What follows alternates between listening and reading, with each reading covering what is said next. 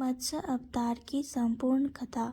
सृष्टि के प्रारंभिक युगों में जब संसार अभी बालक की तरह था, तब धरती पर एक महान राजा हुआ, राजा सत्यव्रत।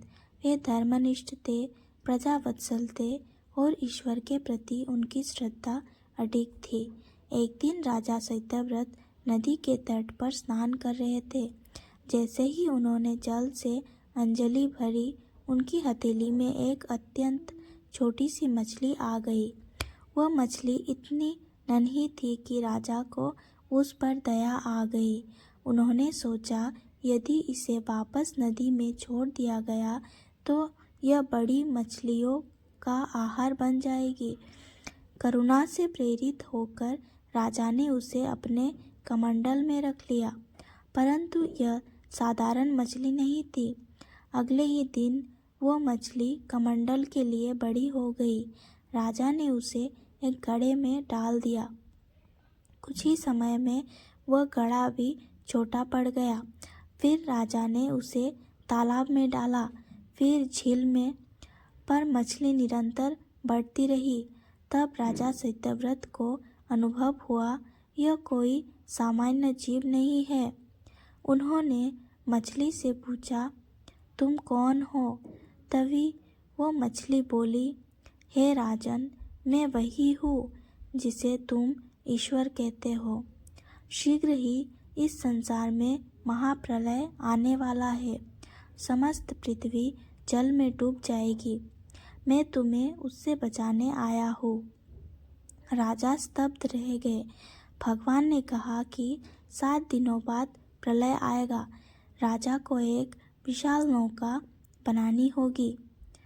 उस नौका में वे सप्तर्षियों, समस्त बीजों, औषधियों और जीवों के प्रतिनिधियों को रखे।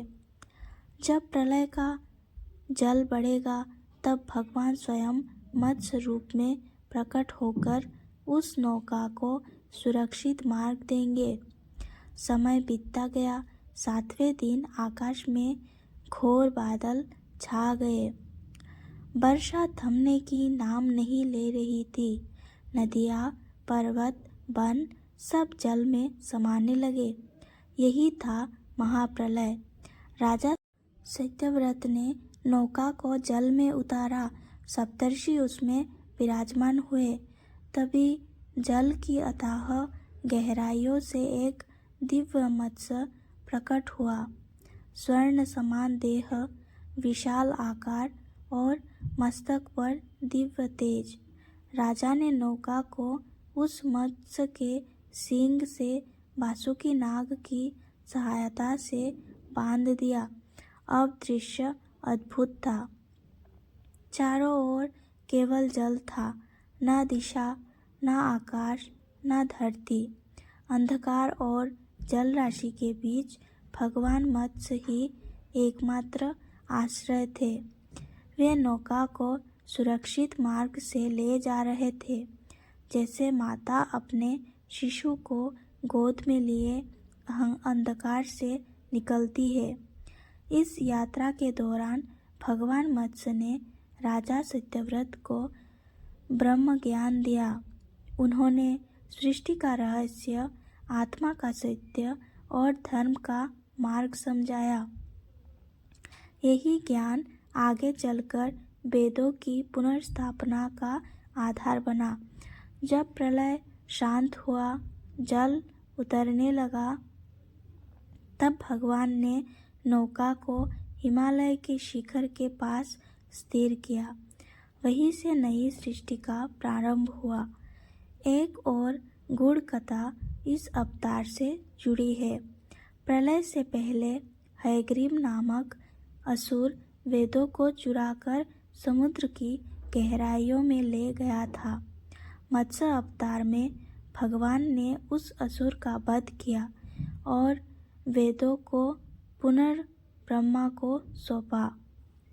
यही कारण है कि मत्स्य अवतार को ज्ञान का रक्षक कहा जाता है। मत्स्य अवतार केवल एक मछली की कथा नहीं है। यह कथा बताती है कि जब संसार अज्ञान और अहंकार के प्रलय में डूब जाता है, तब ईश्वर स्वयं ज्ञान के रूप में अवतरित होते हैं। जब धर्म डगमगाने लगता है, तब भगवान उसे थामने स्वयं आते हैं। राजा सत्यव्रत आगे चलकर वैवस्वत मनु बने, नए मानव युग के जनक। मत्स्य अवतार हमें यह सिखाता है कि ईश्वर सबसे पहले छोटे रूप में आते हैं।